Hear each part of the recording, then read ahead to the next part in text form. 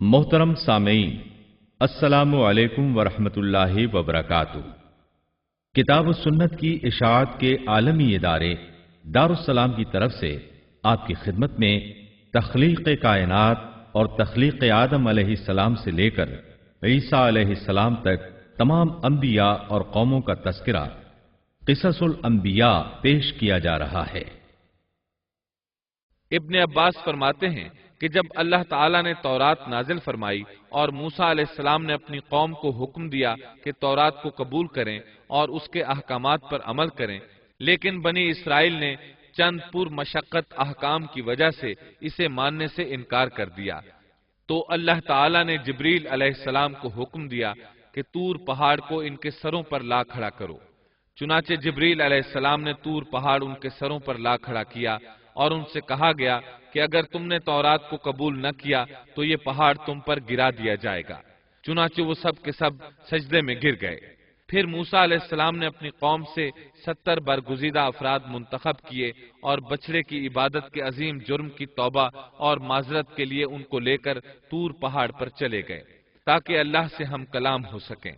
अल्लाह ताला इसके मुतालिक सूरतुल आराफ आयात 155 और 156 में फरमाते हैं, واختار موسى قومه 70 رجلا لميقاتنا فلما أخذتهم الرجفة قال رب لو شئت أهلكتهم من قبل وإياي أتهلكنا بما فعل السفهاء منا إن هي إلا فتنتك تضل بها من تشاء وتهدي من تشاء أنت ولينا فاغفر لنا وارحمنا وأنت خير الغافرين واكتب لنا في هذه الدنيا حسنة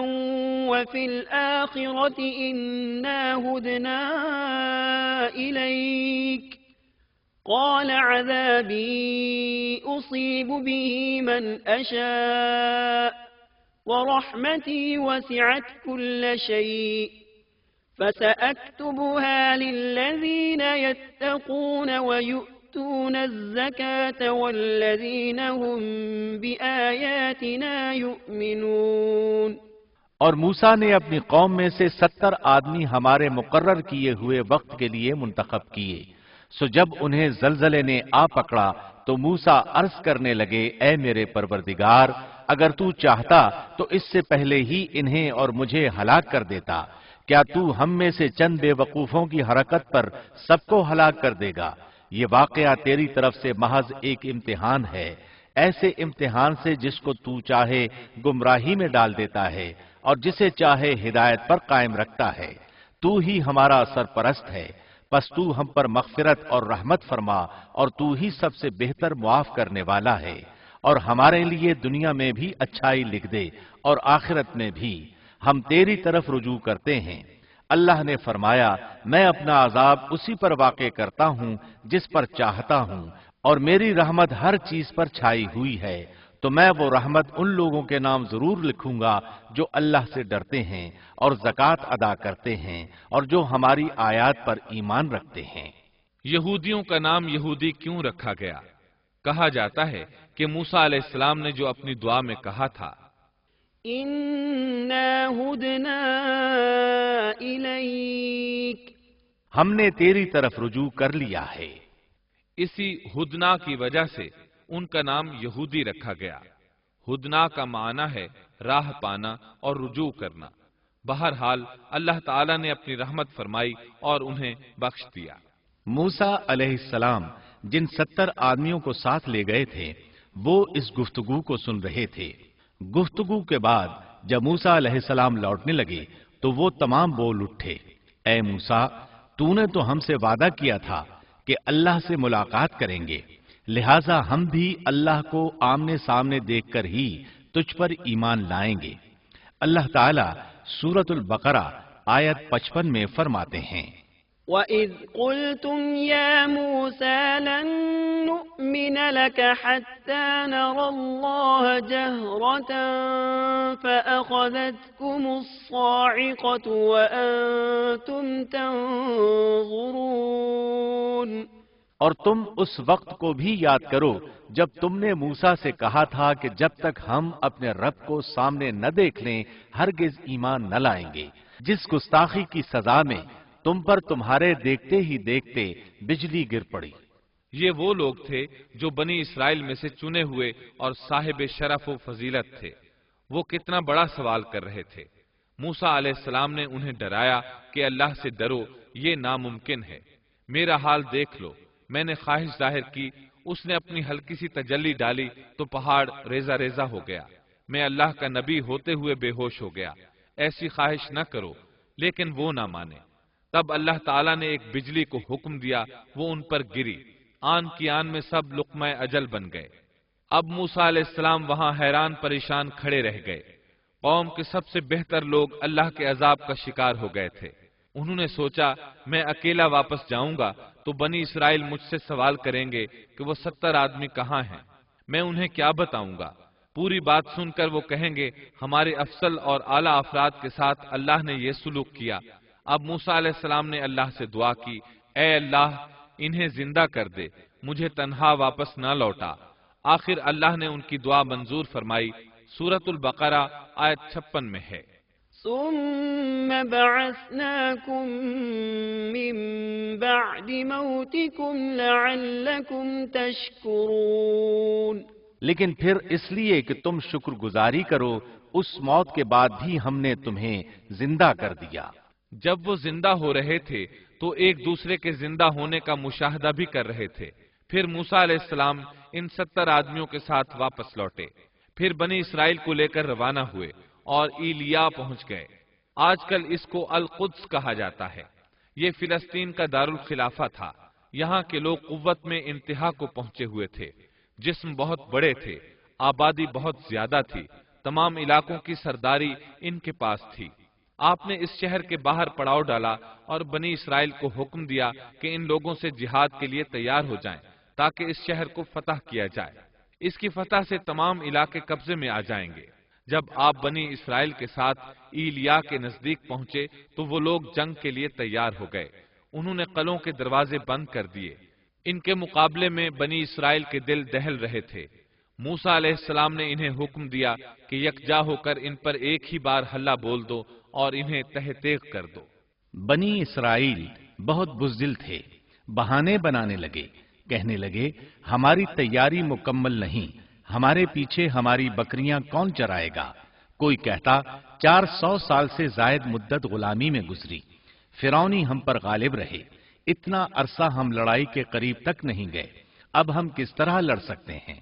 اس پر موسیٰ علیہ السلام نے فرمایا اگر تم نے میری اطاعت کی، میری تصدیق کی تو بہت جلد فتح پالو گے، اس ساری مقدس زمین پر تمہارا قبضہ ہوگا، ایلیا تو تمہاری ایڑی کی نوک پر ہوگا، اللہ تعالیٰ نے اس جگہ کا قبضہ تمہارے مقدر میں لکھ دیا ہے، تم ہاتھ تو ہلاؤ۔ آپ کی ان باتوں کا ان پر کوئی اثر نہ ہوا۔ سورۃ المائدہ آیت 21 میں ہے۔ يا قوم ادخلوا الأرض المقدسة التي كتب الله لكم ولا ترتدوا على أدباركم فتنقلبوا خاسرين۔ اے میری قوم، اس مقدس زمین میں داخل ہو جاؤ جو اللہ نے تمہارے نام لکھ دی ہے، اور اپنی پشت کے بل روگردانی نہ کرو کہ پھر نقصان میں جا پڑو۔ اس پر انہوں نے جو جواب دیا سورۃ المائدہ آیت 22 میں ہے۔ قالوا يا موسى إن فيها قوما جبارين وإنا لن ندخلها حتى يخرجوا منها فإن يخرجوا منها فإنا داخلون۔ انہوں نے جواب دیا کہ اے موسیٰ، وہاں تو زور آور سرکش لوگ ہیں، اور جب تک وہ وہاں سے نکل نہ جائیں ہم تو ہرگز وہاں نہیں جائیں گے، ہاں اگر وہ وہاں سے نکل جائیں تو ہم خوشی سے اس میں داخل ہو جائیں گے۔ ان کا احمقانہ جواب سن کر بنی اسرائیل کے دو بزرگ یوشع بن نون اور کالب بن یوفا بول اٹھے۔ سورۃ المائدہ آیت 23 میں ہے، قال رجلان من الذين يخافون أنعم الله عليهم ادخلوا عليهم الباب فإذا دخلتموه فإنكم غالبون وعلى الله فتوكلوا إن كنتم مؤمنين۔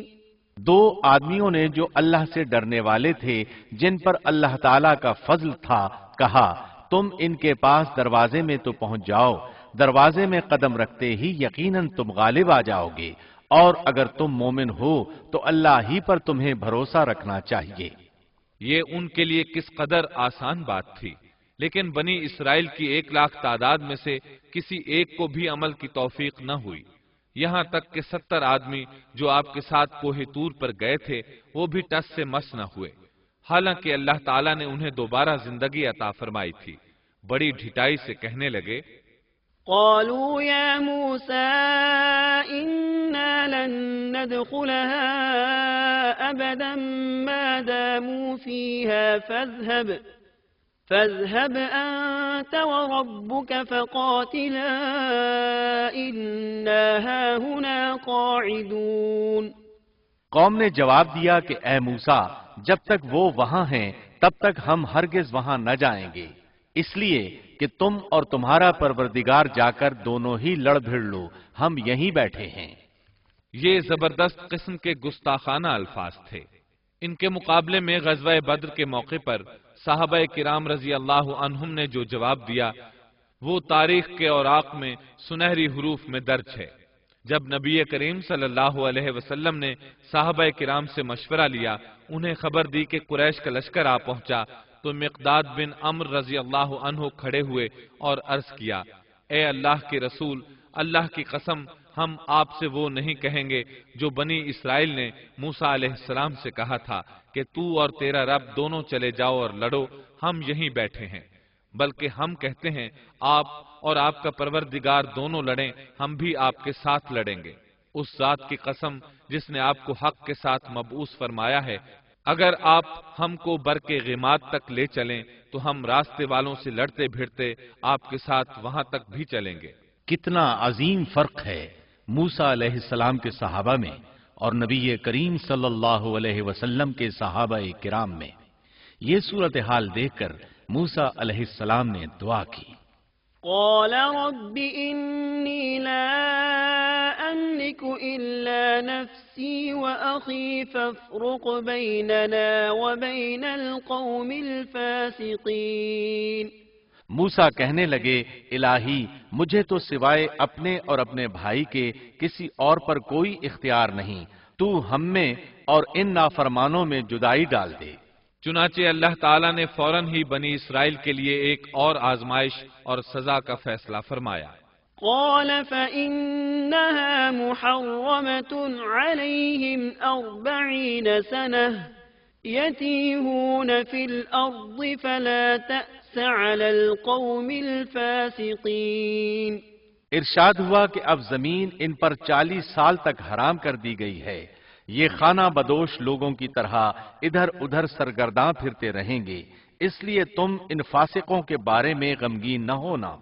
پھر اللہ تعالیٰ نے موسیٰ علیہ السلام کو حکم دیا کہ انہیں یہاں سے واپس لے چلیں اور قریب والی بستی میں داخل کر دیں۔ چنانچہ وہ چل پڑے، لیکن وہ بستی نہ آئی۔ سفر کرتے رہے لیکن پھر بھی خود کو وہیں کے وہیں پاتے۔ 40 سال اسی طرح گزر گئے اور وہ اس میدان سے نہ نکل سکے۔ اس میدان کو میدان تیہ کہا جاتا ہے۔ اس دوران البتہ انہیں کھانے پینے کا سامان مہیا ہوتا رہا۔ موسیٰ علیہ السلام کے پتھر پر لاٹھی مارنے سے 12 قبیلوں کے لیے 12 چشمے جاری ہوئے۔ سورۃ الاعراف آیت 160 میں ہے، وَأَوْحَيْنَا إِلَى مُوسَىٰ إِذِ اسْتَسْقَاهُ قَوْمُهُ أَنِ اضْرِب بِّعَصَاكَ الْحَجَرَ فَانبَجَسَتْ مِنْهُ 12 عَيْنًا قد علم كل أناس مشربهم اور ہم نے موسیٰ کو حکم دیا جبکہ ان کی قوم نے ان سے پانی مانگا کہ اپنی لاٹھی کو فلاں پتھر پر مارو، پس فوراً اس سے 12 چشمے پھوٹ نکلے، ہر شخص نے اپنے پینے کی جگہ معلوم کر لی۔ 12 چشمے اس لیے کہ بنی اسرائیل کے 12 قبیلے تھے۔ یعقوب علیہ السلام کی نسل سے ان کے بیٹوں کے 12 قبیلے وجود میں آئے تھے۔ جب یہ کہیں پڑاؤ ڈالتے تو چشمے بہتے رہتے، کوچ کرتے تو پانی بند ہو جاتا، وہ اس پتھر کو اٹھا کر چل پڑتے، پھر پڑاؤ کی جگہ پر پتھر رکھ دیتے تو پانی جاری ہو جاتا۔ 40 سال اسی طرح گزرے۔ چونکہ وہ ایک صحرا میں تھے، وہاں سایہ نہیں تھا، سورج کی گرمی کی شدت تھی، آخر انہوں نے کہا، اے موسیٰ، اپنے رب سے دعا کریں کہ ہم دھوپ سے بچ جائیں۔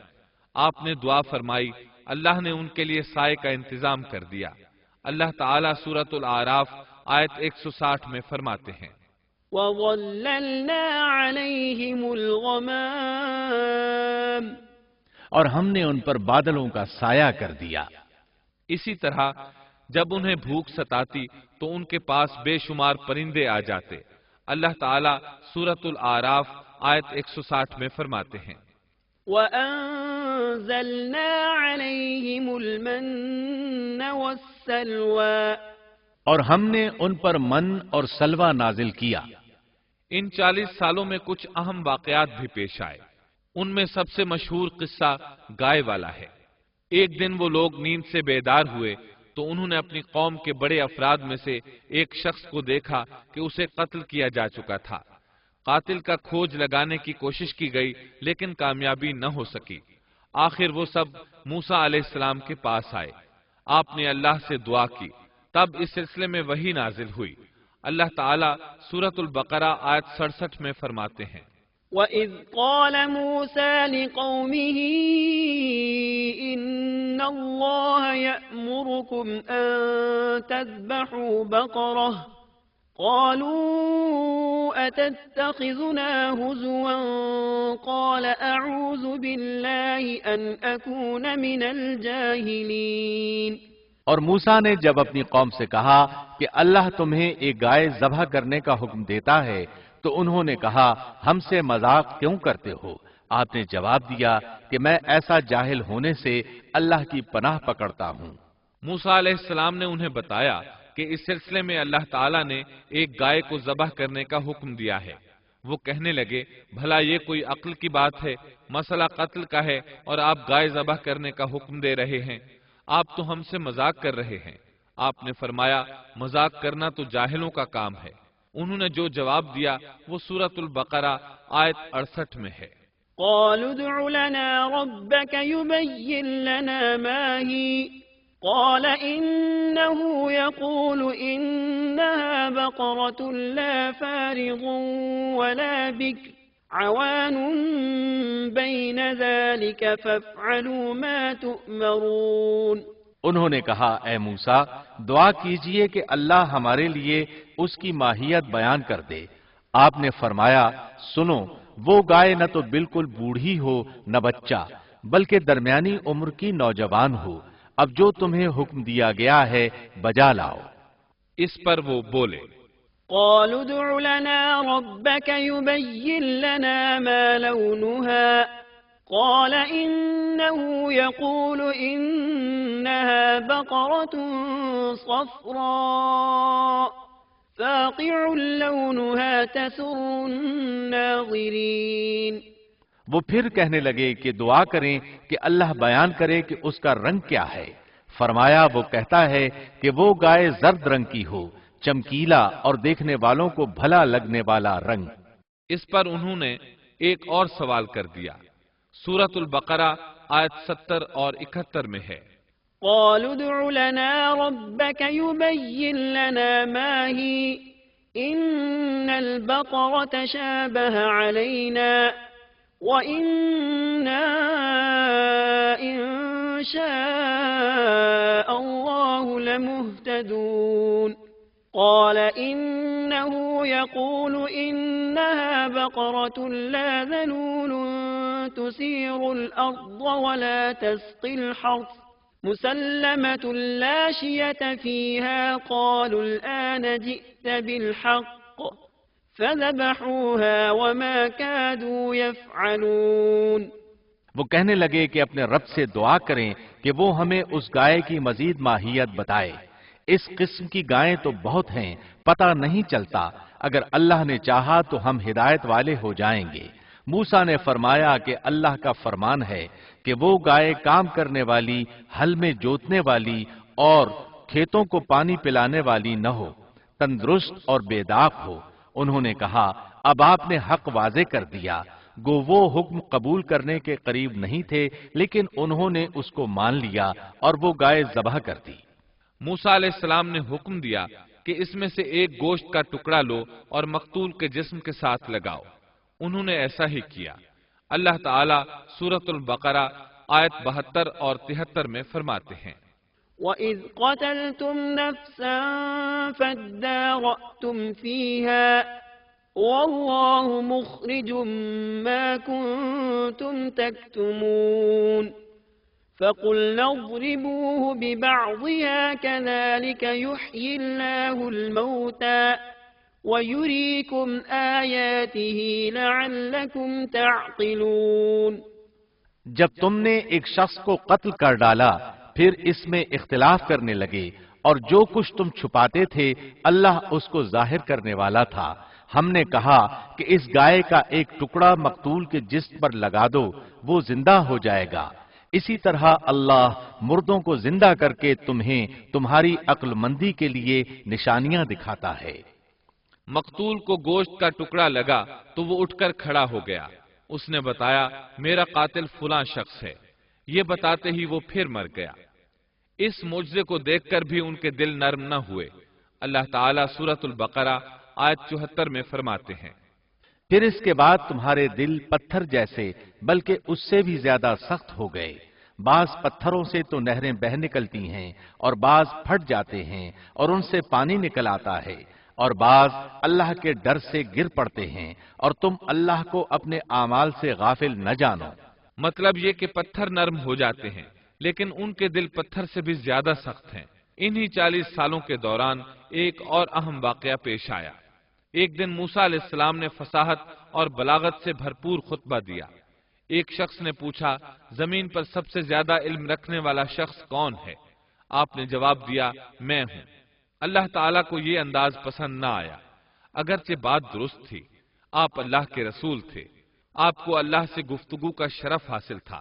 آپ سے بڑا عالم اس وقت اور کون ہو سکتا تھا؟ اس کے باوجود اللہ تعالیٰ کو جواب پسند نہ آیا۔ اللہ کو تو عاجزی پسند ہے۔ چنانچہ اللہ تعالیٰ نے فرمایا زمین پر اس وقت آپ سے بڑا عالم موجود ہے۔ موسیٰ علیہ السلام نے پوچھا اے اللہ وہ کون ہے اور کہاں رہتا ہے؟ اللہ تعالیٰ نے فرمایا تم اسے مجمع البحرین کے پاس مل سکو گے۔ آپ ایک مچھلی پکڑ لیں اور سفر شروع کر دیں، جہاں وہ مچھلی گم ہو جائے گی وہیں وہ عالم موجود ہوگا۔ سورۃ الکہف آیت 60 میں ہے وَإِذْ قَالَ مُوسَى لِفَتَاهُ لَا أَبْرَحُ حَتَّى أَبْلُغَ مَجْمَعَ الْبَحْرَيْنِ أَوْ أَمْضِيَ حُقُبًا۔ اور جب موسیٰ نے اپنے نوجوان سے کہا کہ میں تو چلتا ہی رہوں گا یہاں تک کہ 2 دریاؤں کے ملنے کی جگہ پہنچ جاؤں، یا پھر میں عرصہ دراز تک چلتا رہوں گا۔ موسیٰ علیہ السلام کے شریک سفر یوشع بن نون تھے، یہ بھی نبی تھے۔ موسیٰ علیہ السلام کے بعد بنی اسرائیل کی باغ ڈور انہوں نے ہی سنبھالی تھی۔ سورۃ الکہف آیت 61 میں ہے فَلَمَّا بَلَغَا مَجْمَعَ بَيْنِهِمَا نَسِيَا حُوتَهُمَا فَاتَّخَذَ سَبِيلَهُ فِي الْبَحْرِ سَرَبًا۔ جب وہ دونوں وہاں پہنچے جہاں دونوں دریا ملتے تھے تو وہاں وہ اپنی مچھلی بھول گئے، جس نے دریا میں سرنگ جیسا راستہ بنا لیا۔ ان دونوں کو علم نہ ہو سکا کہ یہی ان کی منزل ہے۔ مچھلی کو انہوں نے ٹوکری میں ڈال رکھا تھا، وہ وہاں زندہ ہو گئی اور اچھل کر پانی میں چلی گئی۔ موسیٰ علیہ السلام اس وقت سوئے ہوئے تھے۔ یوشع علیہ السلام نے مچھلی کو سمندر میں جاتے اور راستہ بناتے دیکھا، لیکن موسیٰ علیہ السلام کو بتانا بھول گئے، یہاں تک کہ آرام کر کے وہاں سے پھر سفر شروع کر دیا۔ اس دن اور اس کے بعد رات سفر کر کے جب دوسرے دن موسیٰ علیہ السلام کو تھکاوٹ اور بھوک محسوس ہوئی تو یوشع علیہ السلام سے کہا کہ لاؤ بھئی ناشتہ کر لیں۔ یہ تذکرہ سورۃ الکہف آیت 62 تا 65 میں ہے۔ فلما جاوزا قال لفتاه آتنا غداءنا لقد لقينا من سفرنا هذا نصبا قال أرأيت إذ أوينا إلى الصخرة فإني نسيت الحوت وما أنسانيه إلا الشيطان أن أذكره واتخذ سبيله في البحر عجبا قال ذلك ما كنا نبغي فارتدا على آثارهما قصصا فوجدا عبدا من عبادنا آتيناه رحمة من عندنا وعلمناه من لدنا علما۔ جب یہ دونوں وہاں سے آگے بڑھے تو موسیٰ نے اپنے نوجوان سے کہا ہمارا ناشتہ لے آؤ، ہمیں تو اپنے اس سفر سے سخت تکلیف اٹھانا پڑی ہے۔ اس نے جواب دیا کہ کیا آپ نے دیکھا بھی جبکہ ہم پتھر سے ٹیک لگا کر آرام کر رہے تھے وہیں میں مچھلی بھول گیا تھا۔ دراصل شیطان ہی نے مجھے بھلا دیا کہ میں آپ سے اس کا ذکر کروں۔ اس مچھلی نے انوکھے طور پر دریا میں اپنا راستہ بنا لیا تھا۔ موسیٰ نے کہا یہی تو تھا وہ مقام جس کی تلاش میں ہم تھے، چنانچہ وہیں سے اپنے قدموں کے نشانات دیکھتے دیکھتے واپس چلے اور وہاں انہوں نے ہمارے بندوں میں سے ایک بندے کو پایا، اسے ہم نے اپنے پاس سے خاص رحمت عطا فرما رکھی تھی اور اس سے اپنے پاس سے خاص علم عطا کر رکھا تھا۔ اکثر مفسرین اس پر متفق ہیں کہ یہ عالم اللہ کے نبی خضر علیہ السلام تھے۔ اللہ نے انہیں نبوت کا علم عطا کیا تھا۔ موسیٰ علیہ السلام نے ان سے بات چیت شروع کی۔ قرآن کریم سورۃ الکہف آیات 66 تا 70 میں ہے۔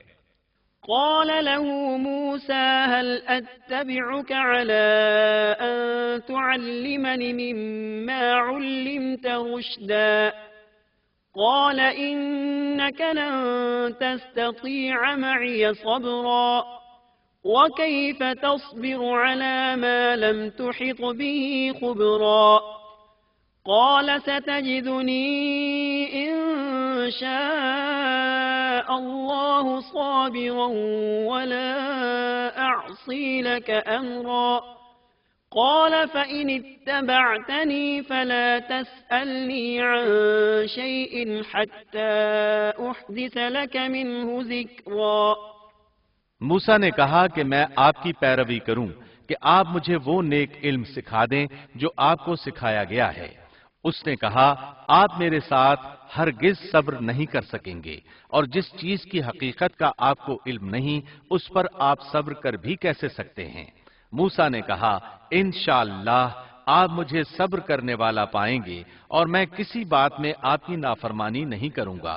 اس نے کہا اچھا اگر آپ میرے ساتھ ہی چلنے پر اصرار کرتے ہیں تو یاد رہے کہ کسی چیز کے بارے میں مجھ سے سوال نہ کیجیے گا جب تک کہ میں خود اس کی نسبت کوئی تذکرہ نہ کروں۔ اس مقام سے موسیٰ علیہ السلام نے یوشع بن نون علیہ السلام کو واپس بھیج دیا۔ اب موسیٰ علیہ السلام کا خضر علیہ السلام کے ساتھ سفر شروع ہوا۔ سورۃ الکہف آیات 71 تا 73 میں ہے۔ فانطلقا حتى إذا ركبا في السفينة خرقها قال أخرقتها لتغرق أهلها لقد جئت شيئا إمرا قال ألم أقل إنك لن تستطيع معي صبرا قال لا تؤاخذني بما نسيت ولا ترهقني من أمري عسرا۔ پھر وہ دونوں چلے یہاں تک کہ وہ ایک کشتی میں سوار ہوئے۔ خضر نے اس کے تختے توڑ دیے۔ موسیٰ نے کہا کیا آپ اس کو اس لیے توڑ رہے ہیں کہ کشتی والے سب ڈوب جائیں؟ یہ تو آپ نے بڑی خطرناک بات کر دی۔ خضر نے جواب دیا کہ میں نے پہلے ہی تجھ سے کہہ دیا تھا کہ آپ میرے ساتھ ہرگز صبر نہیں کر سکیں گے۔ موسیٰ نے جواب دیا کہ میری بھول پر مجھے نہ پکڑیے اور مجھے میرے کام میں تنگی میں نہ ڈالیے۔ دونوں نے سفر شروع کیا۔ راستے میں کچھ مسکین لوگوں کی ایک کشتی دیکھی۔ وہ محنت کرتے تھے، کرایہ لے کر لوگوں کو دریا پار کرایا کرتے تھے۔ انہوں نے خضر علیہ السلام کو پہچان لیا، انہیں اور موسیٰ علیہ السلام کو کشتی پر سوار کر لیا۔ سفر کے دوران خضر علیہ السلام نے لوہا پکڑا اور لگے کشتی میں سوراخ کرنے۔ کشتی کے ڈوبنے کا خطرہ پیدا ہو گیا، لوگ پانی کشتی سے باہر پھینکنے لگے۔ اس طرح کشتی خطرے سے نکل آئی۔ موسیٰ علیہ السلام نے اس فعل کو ناپسند فرمایا اور بولے، کیا لوگوں کو ڈبونے کا ارادہ ہے؟ خضر علیہ السلام نے جواب دیا کہ میں نے تو پہلے ہی کہہ دیا تھا کہ آپ میرے ساتھ صبر نہیں کر سکیں گے۔ موسیٰ علیہ السلام بولے، واقعی میں نے عجلت سے کام لیا۔ انہوں نے معذرت کی۔ سورۃ الکہف آیت 74 تا 76 میں ہے۔ فانطلقا حتى إذا لقيا غلاما فقتله قال أقتلت نفسا زكية بغير نفس لقد جئت شيئا نكرا قال ألم أقل لك إنك لن تستطيع معي صبرا قال إن سألتك عن شيء بعدها فلا تصاحبني قد بلغت من لدني عذرا۔ پھر دونوں چلے یہاں تک کہ وہ ایک لڑکے کو ملے۔ خضر نے اسے مار ڈالا۔ موسیٰ بولے، کیا آپ نے ایک بے گناہ کی جان لی اور وہ بھی کسی کے خون کے بدلے میں نہیں؟ یہ تو آپ نے بڑی بیجا اور ناپسندیدہ حرکت کی۔ وہ کہنے لگے، میں نے آپ سے کہا نہیں تھا کہ آپ میرے ساتھ رہ کر ہرگز صبر نہیں کر سکیں گے۔ موسیٰ نے جواب دیا، اب اگر میں آپ سے کسی چیز کے بارے میں سوال کروں تو بے شک مجھے اپنے ساتھ نہ رکھیے گا، یقیناً آپ میری طرف سے حد عذر کو پہنچ چکے۔ ایک بار پھر سفر شروع ہوا۔ سورۃ الکہف آیت 77 تا 78 میں ہے۔ فانطلقا حتى إذا أتيا أهل قرية استطعما أهلها فأبوا أن يضيفوهما فوجدا فيها جدارا يريد أن ينقض فأقامه قال لو شئت لاتخذت عليه أجرا قال هذا فراق بيني وبينك سأنبئك بتأويل ما لم تستطع عليه صبرا۔ پھر دونوں چلے، ایک گاؤں کے پاس آ کر ان سے کھانا طلب کیا۔ انہوں نے ان کی مہمانداری سے صاف انکار کر دیا۔ پس دونوں نے وہاں ایک دیوار کو دیکھا جو گرنے کے قریب تھی، اس نے اسے ٹھیک اور درست کر دیا۔ موسیٰ کہنے لگے، اگر آپ چاہتے تو اس کی اجرت لے سکتے تھے۔ اس نے کہا، بس اب آپ کے اور میرے درمیان جدائی ہے، اب میں ان باتوں کی حقیقت بتاؤں گا جن پر آپ صبر نہ کر سکے۔ اب انہوں نے وضاحت کی۔ سورۃ الکہف آیت 79 میں ہے۔ أما السفينة فكانت لمساكين يعملون في البحر فأردت أن أعيبها وكان وراءهم ملك يأخذ كل سفينة غصبا۔ کشتی تو چند مسکینوں کی تھی جو دریا میں کام کاج کرتے تھے، میں نے اس میں کچھ توڑ پھوڑ کرنے کا ارادہ کر لیا، کیونکہ ان کے آگے ایک بادشاہ تھا جو ہر ایک صحیح سالم کشتی کو جبراً ضبط کر لیتا تھا۔ پھر انہوں نے دوسرے واقعے کے متعلق بتایا۔ سورۃ الکہف آیت 80 اور 81 میں ہے۔ وَأَمَّا الْغُلَامُ فَكَانَ أَبَوَاهُ مُؤْمِنَيْنِ فَخَشِينَا أَن يُرْهِقَهُمَا طُغْيَانًا وَكُفْرًا فأردنا أن يبدلهما ربهما خيرا منه زكاة وأقرب رحما۔